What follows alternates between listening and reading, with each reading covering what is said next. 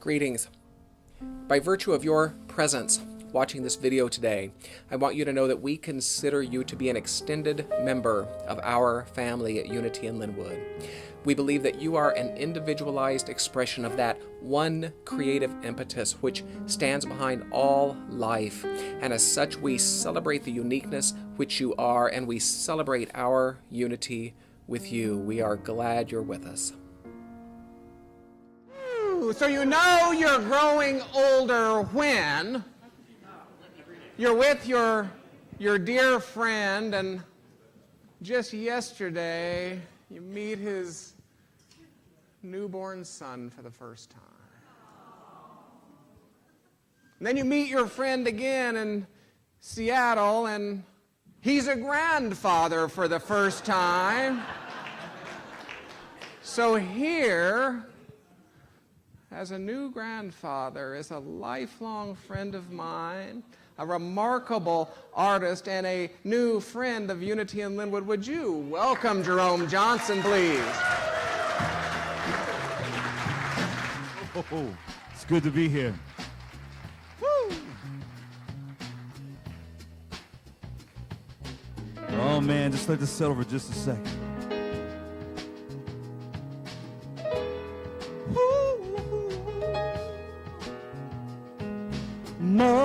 Mother, there's too many of you crying. You see, brother, there's far too many of you dying. You know we've got to find a way to bring some loving here today. Mother, father, everybody thinks we're wrong, yeah. But who are they to judge us simply 'cause our hair is long?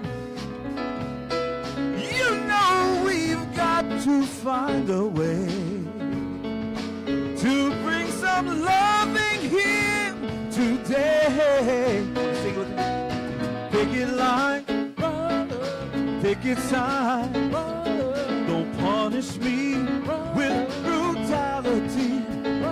Come on, talk to me, and you will see. Girl, what's going on? What's going on? Yeah, what's going on? What's going on? Ooh.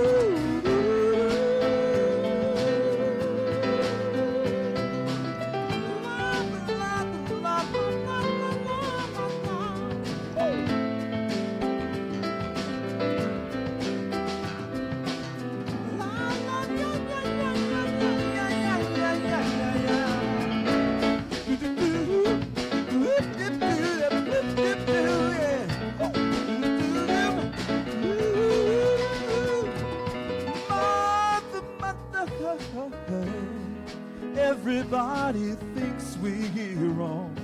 You see, but who are they to judge us simply 'cause our hair's too long? You know we've got to find a way to bring some loving here today. Picket lines, sister, and picket signs, sister. Don't punish me with brutality, sister. Come on, talk to me, sister, and you will see, sister. Girl, what's going on? What's going on? Yeah, what's going on? What's going on? Girl, what's going on? Yeah, what's going on? Girl, what's going on? Girl, what's going on?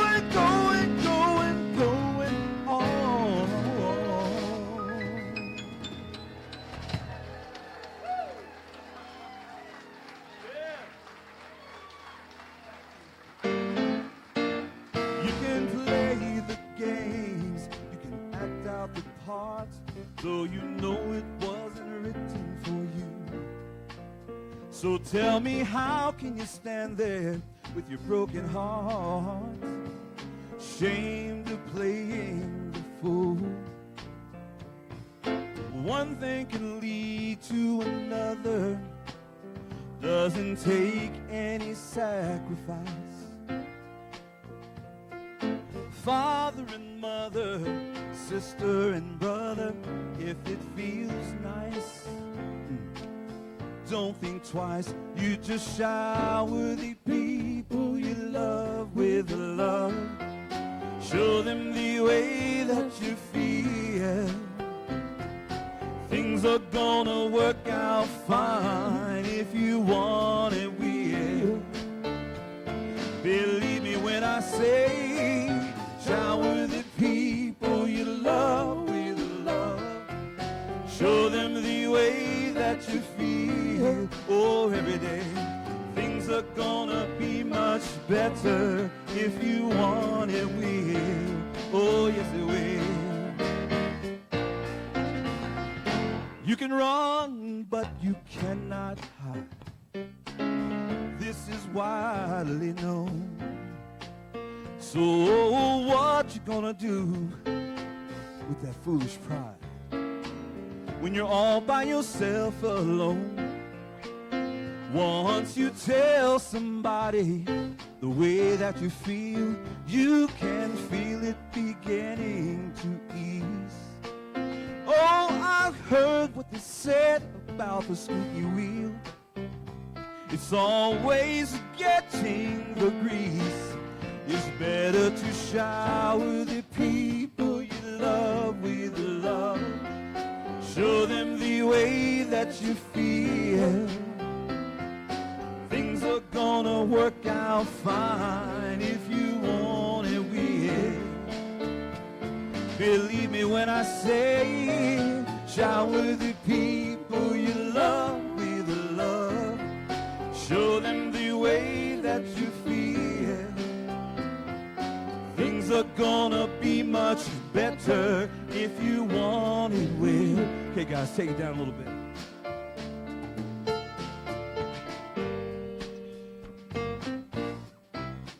Now, I'm not James Taylor. I do not profess to be. But man has had, the songs he wrote were so prolific, they would just do something to you, no matter who sang them. We're going to have that experience, hopefully. We are having that experience. Now, keep going, guys.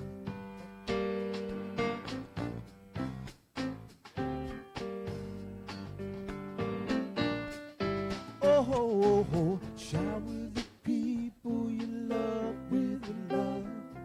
Show them the way that you feel. Sing that with me. Shower the people you love with love. Show them the way that you feel. You guys are my backup singers. Come on. Shower the people you love with love. Show them the way that you feel. Keep that going. Watch what happens. Shower the people you love with love. Keep going. Show them the way. No matter what happens, keep going. They say in every life, people you love with love. They say the rain must fall, just like the pouring rain. People you love. Let it rain, rain, rain. Show every way that you feel. So make it rain. With love, love, love, sunshine all the time. Shower the people you love with love. Show them the way that you feel. Thank you.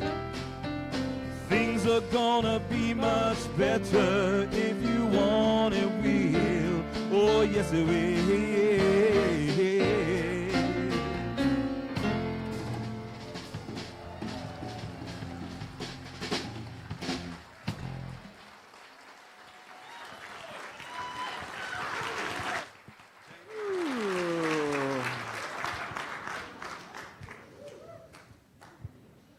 You have very good friends, very good friends. You come see us again, won't you?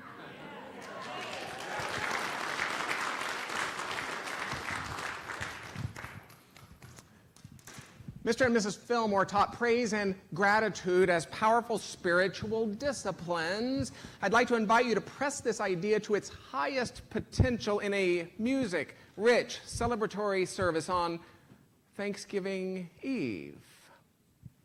It's Wednesday night, November 22nd. It will begin at 7 o'clock p.m. Get your own Praise Well with Others license plate holder and the spiritual gift shop. They're $5. All proceeds benefit your Youth of Unity. We will sell them until they're gone. Every service has an ambassador. Except for this one. Nan Allen, we love you. Our hearts are with you. I know she is watching. We will begin with words of invocation. These were used by Charles Fillmore when he would begin to teach. If you feel so moved, please join me by repeating, I am. I am now. I am now in the presence of pure being. And immersed in the Holy Spirit of life, love, and wisdom. I acknowledge your presence and your power. O blessed Spirit. From your divine wisdom, now remove my mortal limitations. And from your pure substance of love, bring into manifestation my world. According to your perfect law. What do I love? It's the question of the morning. What do I love? And well, that's easy. I can hear you saying, well, I love my wife, and I love my husband, I love God, I love Jesus, I love America, I love life itself. What do I... And Richard. Okay.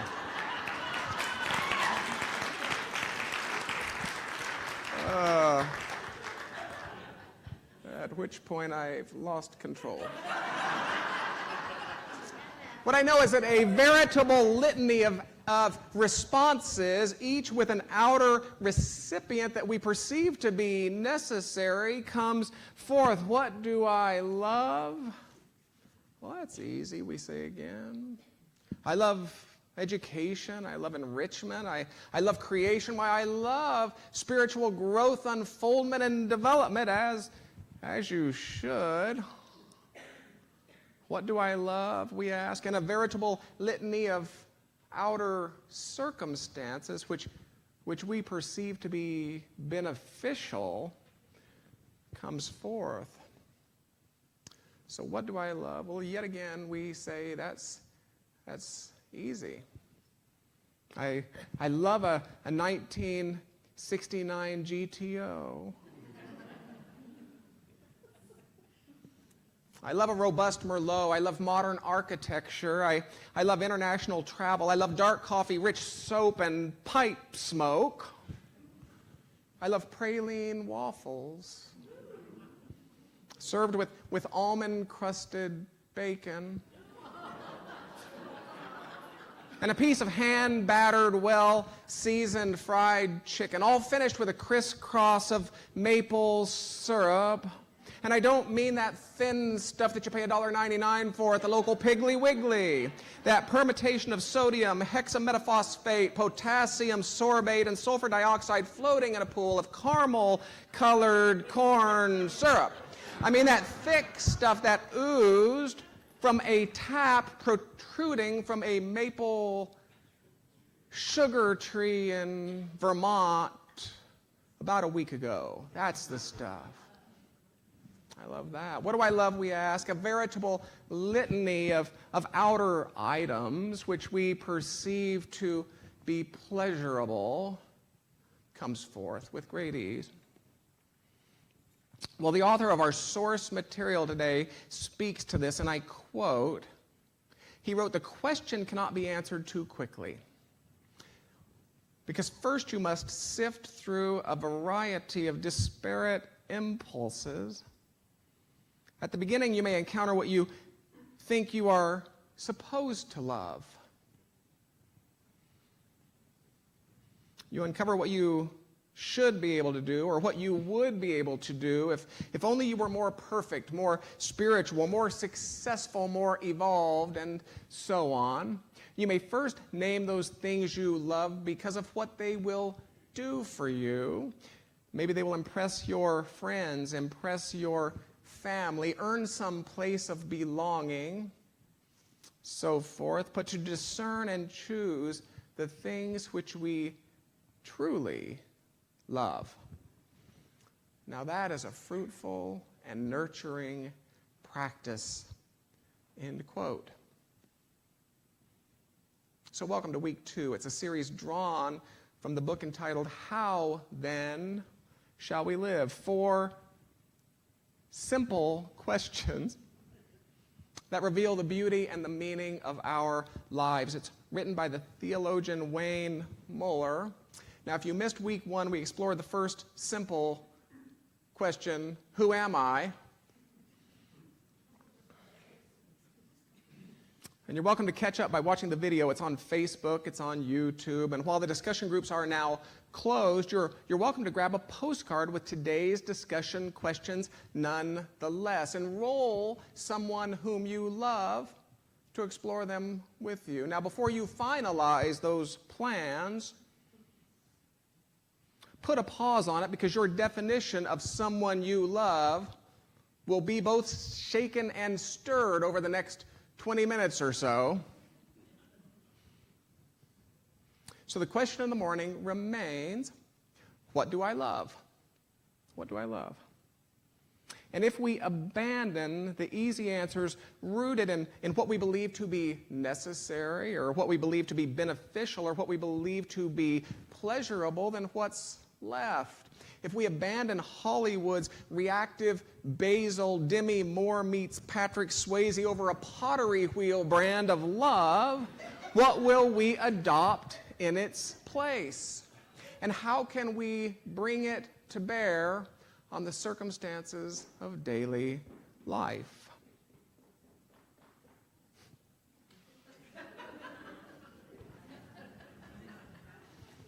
The author tells a fable. It's a fable of an Indian sculptor renowned for life-sized elephants. Well, one day a king came to experience these magnificent works and to commission statuary for his own palace. Struck with wonder, he asked, "What is the secret of your artistry?" Well, the sculptor took measure of the monarch, and he replied, "Great king, with the aid of many men, I quarry a gigantic piece of granite from the banks of the river, and I have it placed here in my courtyard. And for a long time, I do absolutely nothing. I observe the block of stone. I study it from every angle. I focus all of my concentration on this task, and I don't allow anyone or anything to disturb me. Now, at first, I see nothing but a huge and shapeless rock, meaningless, indifferent to my purposes, and utterly out of place.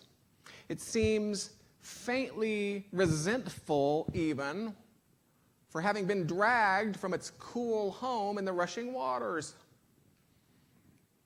But then slowly, very slowly, I begin to notice something in the substance of the rock. An outline, scarcely discernible, shows itself to me, though others, I suspect, would perceive nothing. I watch with an open eye. I watch with an eager heart as the outline grows stronger until finally I can see it. There is an elephant living in there. Only then do I start. And for days, flowing into weeks, I use my hammer, I use my chisel, always clinging to my sense of that outline. I know the one thing I must do. With an utter singleness of purpose, I must chip away every last bit of stone that is not elephant. And what then remains must be elephant. Now, the author asserts that this elephant in the fable is the love of our hearts. It's the love of our hearts. But that sadly, we give our time and our attention to a plethora of things that are not elephant. Now, in Mr. Muller's world, time and attention are the manifestations of love. So, because we give our time and our attention to many things that are not elephant, it can be said that we give our love to many things that fall short of the love of our hearts. You with me so far? It's really a game changer. I mean, think about it. For example, if that to which we give our time and attention is that which we love, then let's be courageous enough to look at our schedules for another answer to the morning's question. For this will reflect the answer with something of a stark clarity. It will reflect the types of activities and the sorts of people we, by definition, love. And let's be courageous enough to look at our checkbooks. For this will reflect the various priorities, the objective values which we, by definition, love. And let's be courageous enough to look at our own thoughts, to look at our own words. For these will reflect the faith or the fear, the possibility or the pessimism, the glass half full or the glass half empty, which we now, by definition, love. So what do I love? Well, I can hear you thinking, that's not so easy now. It's not so easy now. After all, now I stand face to face with the types of activities and the sorts of people which I, by definition, love. Now I stand face to face with the various priorities and the objective values which I, by definition, love. Now I stand face to face with the faith or the fear, the possibility or the pessimism, the glass half full or the glass half empty, which I, by definition, love. No, that is not so easy. After all, I hear you thinking, because now you get to ask, is what I love what I really want to love? Or is what I love what I say I love? Or is what I love truly the love of my heart? Is there a tension between a schedule that would imply a love of mundanity and crisis and a heart that would claim a love of creative self-expression? Is there a tension between a checkbook that would imply a love of addiction and indulgence and a heart that would claim a love of freedom? Is there a tension between thoughts and words that would imply a love of lack, a love of limitation, and a heart that would claim a love of possibility? Is there a tension? Is what I love what I want to love? Is what I love what I claim to love? Is what I love truly the love of my heart? And I think it's an important question, because in the words of Mr. Muller, and these just as easily could have been the words of Charles Fillmore, his were very similar, and I quote, "Whatever you are giving your time and attention to day after day, this is the kind of person you will eventually become." I think the Buddha said it differently. Our worlds are products of that which we have thought. Or by today's definition, we would say that our worlds are products of that which we have loved. Jesus of Nazareth said that where your treasure is, there too will you find your heart.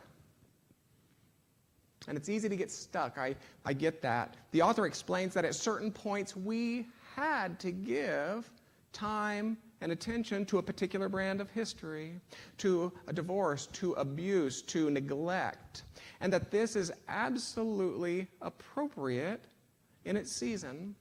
But beyond that season, what was appropriate to the healing process becomes more of a habit.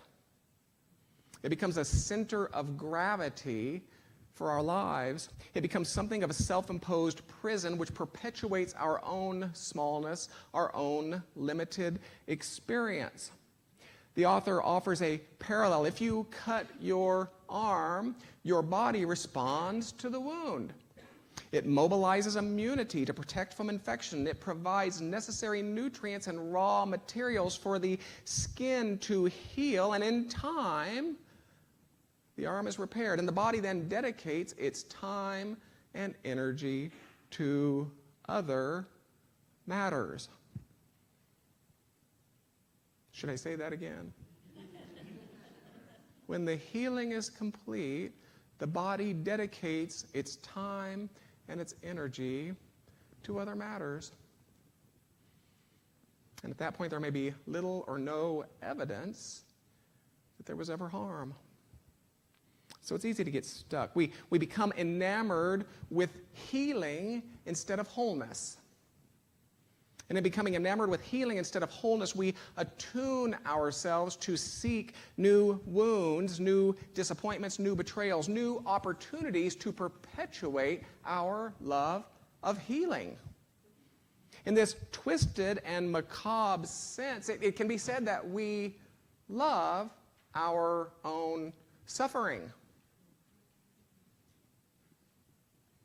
This is my issue with one word that is used in centers such as this one. It's oddly missing here. And the moment I say the word, you will think, oh, yes, I haven't heard that word in a while. I wonder why. The word is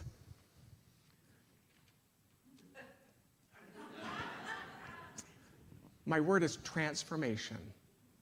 It's transformation. And let me tell you why.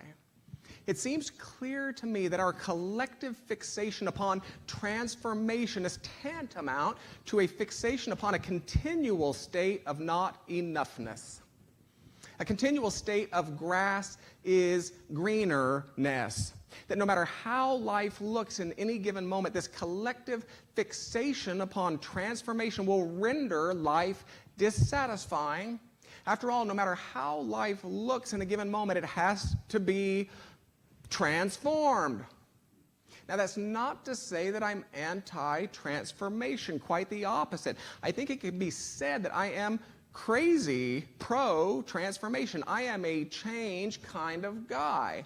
My world, our world, I think we can agree, is brimming with matters which are ripe for transformation. I just don't believe that it is a consciousness of not enoughness. I don't believe that it is a consciousness of grass is always greenerness that supports transformation. But I digress. The author reminds us, if we focus the lion's share of our time and attention on what's wrong, we gradually grow into people who are good at finding what's wrong. If we focus the lion's share of our time and attention on spotting pathology, we eventually become people who are good at spotting pathology. And here's the real point. That which you get good at seeing with the mental eye eventually gives form to that which you will be able to see with your physical eye.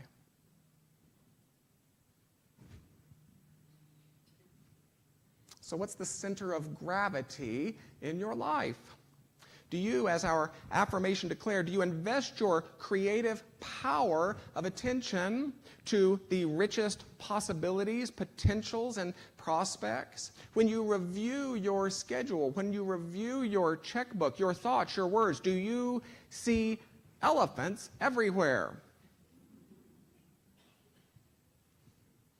Do you see that love of your heart on every page? Do you see that which brings you alive, that which stirs you awake on every check stub?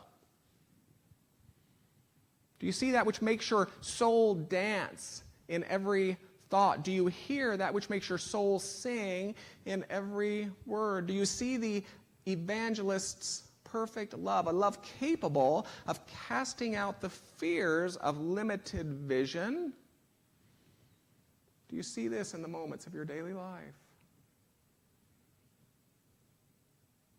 So the question for the morning is what do I love? And do I really want to love that? Shower the people you love with love. Show them the way that you feel. Shower the people you love with love. Show them the way that you feel. Shower the people you love with love. Show them the way that you feel. Things are gonna work out fine if you won't hear we. Oh, yes it will, yes it will, yes it will. So let's take a deep breath. If you're new to Unity, if you are newer to Unity, we close this portion of our morning with a time of reflection. We call it meditation. It lasts 4 or 5 minutes. If you're comfortable doing so, make your body comfortable. Place your feet on the floor.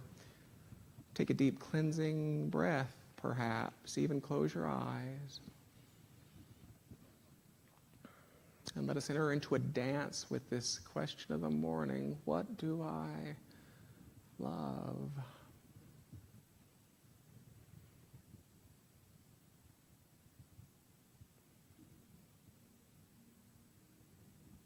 If that to which I give my time and attention is that which I love, what is it that I love this morning?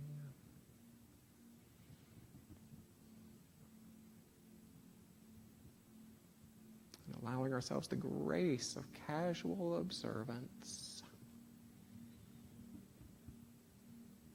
Let's allow this question to inform us. We take another deep, cleansing breath. If that to which I give my time and attention is that which I love,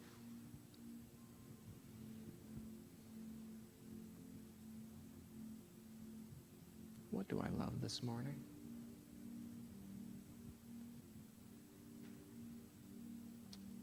And a deep cleansing breath.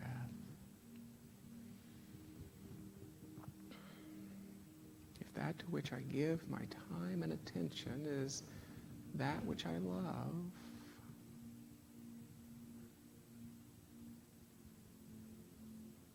what is it that I love this morning?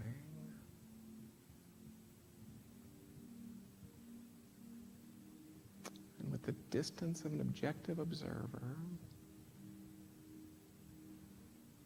we watch these answers float through our awareness. And with each one we ask, do I want to love that?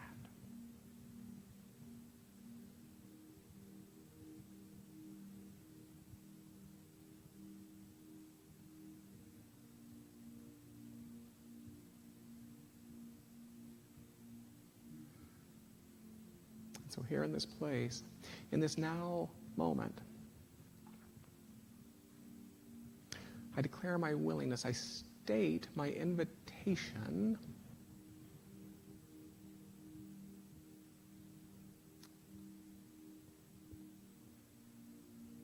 I offer my readiness to lift my spiritual eyes. Where there would appear to be confusion, I am willing to lift my eyes into the very wisdom that is God. Where there would appear to be discord, I am willing to lift my spiritual vision into the very love that is God. Where there would appear to be lack, I declare my willingness to lift my spiritual vision into the very infinite supply that is God, where there would appear to be anything short of life. I declare my willingness to lift my spiritual eyes to love a higher truth, a truth of that very life, eternal, unopposed, unopposable, upon whose currents we have our beingness. I declare my willingness to lift my spiritual eyes to point that love faculty in that direction. So as we re-enter this room, as we re-enter this earthly world, we do so with a renewed sense of anticipation, a renewed sense of expectancy, even excitement.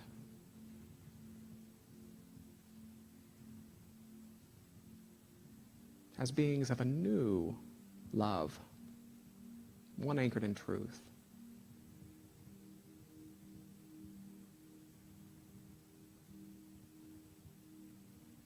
And for this, we allow gratitude to rise.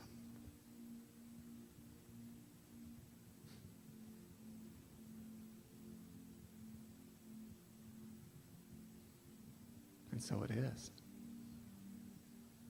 Thanks again for joining us. Please visit unityinlinwood.org for a preview of all upcoming classes, services, and events, and for an opportunity to make a gift to our community should you so choose. Thank you.